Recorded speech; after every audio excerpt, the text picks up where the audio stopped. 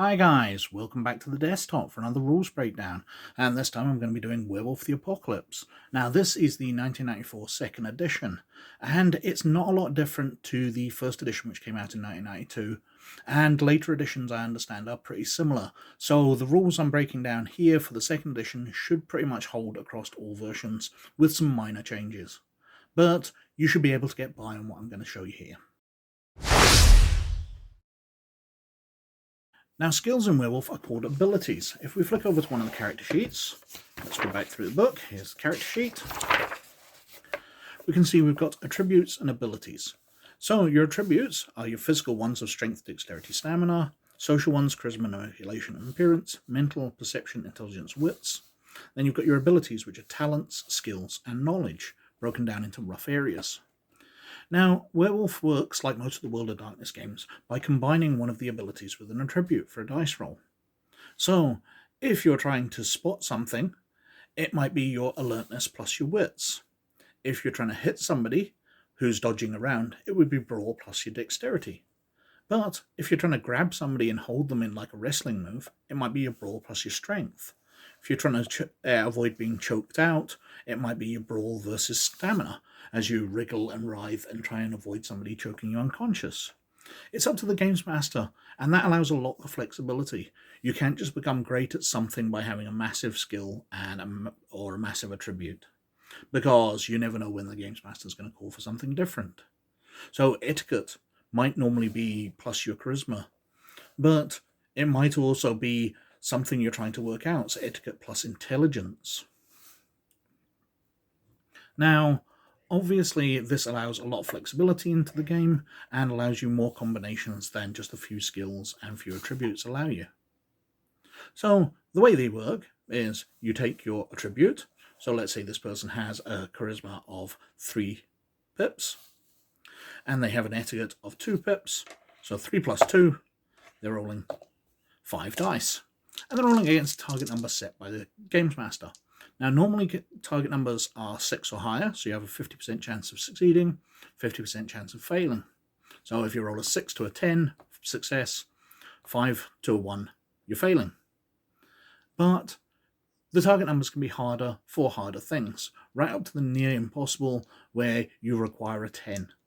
But you roll your number of dice, and you count up your successes. So saying that's a normal 1, you've got 2 successes, which gives you a sort of borderline success. You've managed it with a little bit extra, but it's not a spectacular success. Now, if you roll 1s, they are fails, and they take away from your successes.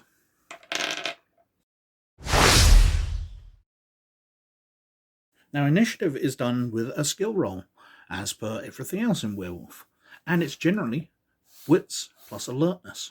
So let's say you've got a witness of 2 points and alertness of 4, you're rolling 6 dice, and you're counting up your successes. Now we've got 2 successes there, plus we've got a 1, so we take away one of those. So we've got 1 success. And the more success you've got, the faster you go. Now, the other thing about initiative is the number of actions you're going to get in combat. Now, these are based on your rage, but limited by your dexterity. So you can burn points of rage when you're not in frenzy. So when you're in ordinary combat, if you want to go 2, 3, 4 times, you burn your points of rage, which calms you down but allows you extra actions. But that can never exceed the amount of dexterity you've got. However, when you're in frenzy, so you're in full werewolf berserker mode, you go a number of actions equal to your rage or your current rage. So if you're burnt out points, you'll be going slightly slower because you're not as angry. But the limitation is, of course, that you're frenzying werewolf, so you can't use tools, you can't use guns, you must just use your claws, your teeth. You are biting, snapping, raging werewolf. Now, as I said before, to hit in combat is going to be a combination probably of your brawl if you're brawling, or if you're using a gun, it'd be firearms, or if you're using a weapon, you're using your melee. And usually your dexterity, because you're trying to hit a fast-moving target.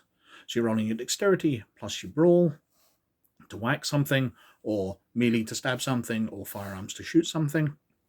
But again, if you're doing a wrestling move, you're trying to pin somebody, it might be your strength. you're using. But you roll that number of dice. So let's say this character's a werewolf.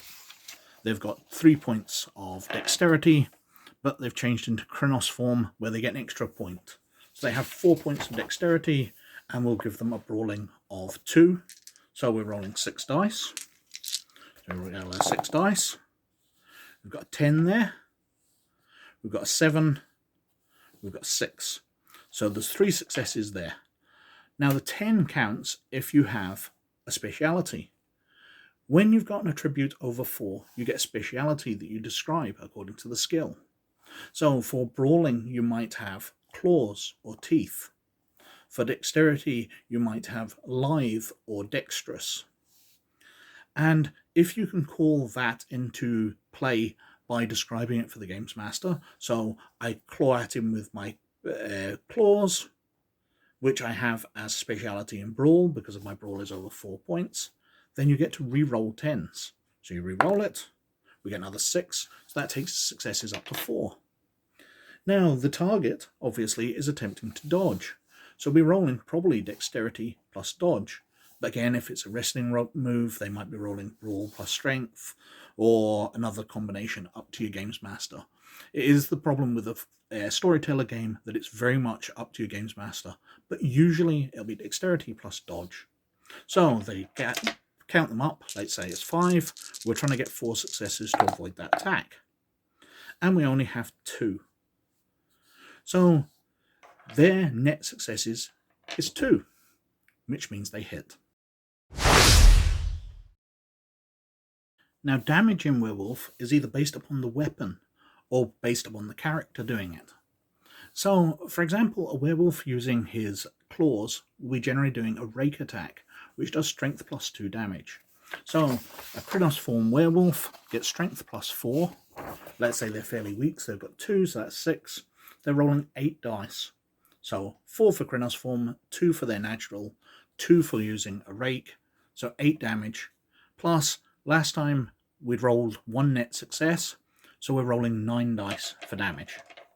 So 2, 4, 6, 9 dice, and we're rolling, and we've got 1, 2, 3, 4, 5, 6, 7 successes.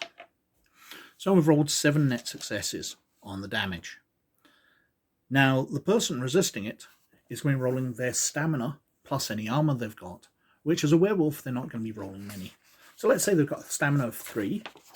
They're in Chronos form as well, so they've got a stamina of plus 3. So they're rolling 6 dice. So they're not going to soak all the damage. But they're rolling 6 dice. We're looking for 6s. They get 5, but a 1, so they take one of those away. They've got 4, so they've taken the 6 damage down to 2 damage. Now for firearms, they have their own damage, which you'll need to look up in the damage section. So we've got clubs and other weapons there. Can I find the firearms? Firearms are here. So a revolver does 4 damage. What we've got, a submachine gun does 4. An assault rifle does 7. A shotgun does 8. So all of those don't have any relevance on the skill roll from your attributes, but obviously extra successes on your skill roll when you attack will give you bonus to the damage. But anyway, this was an attack with claws, and we got a net of 2.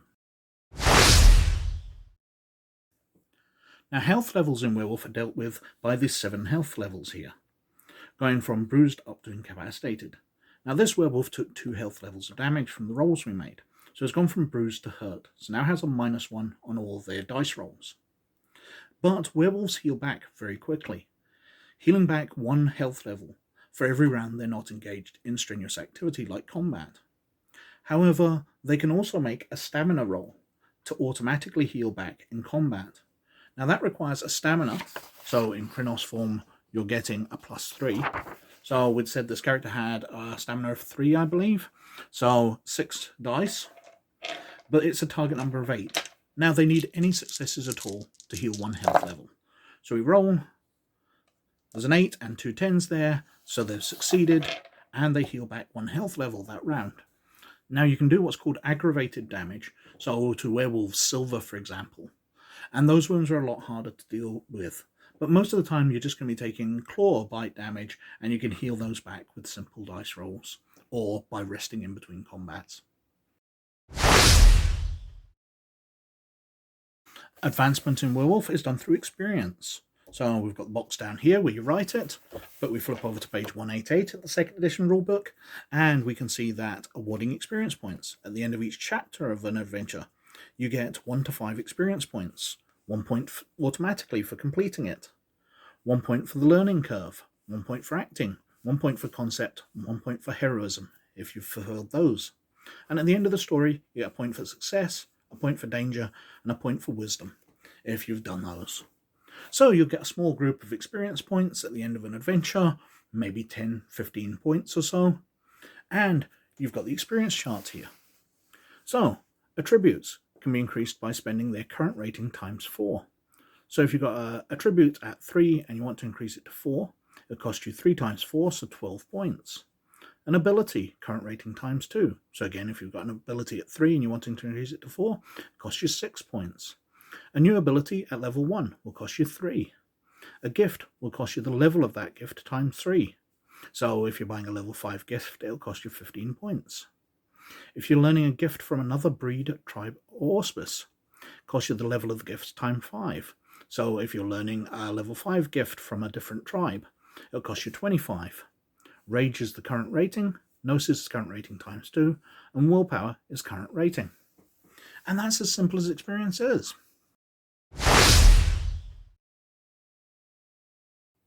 So that's the rules for Werewolf the Apocalypse.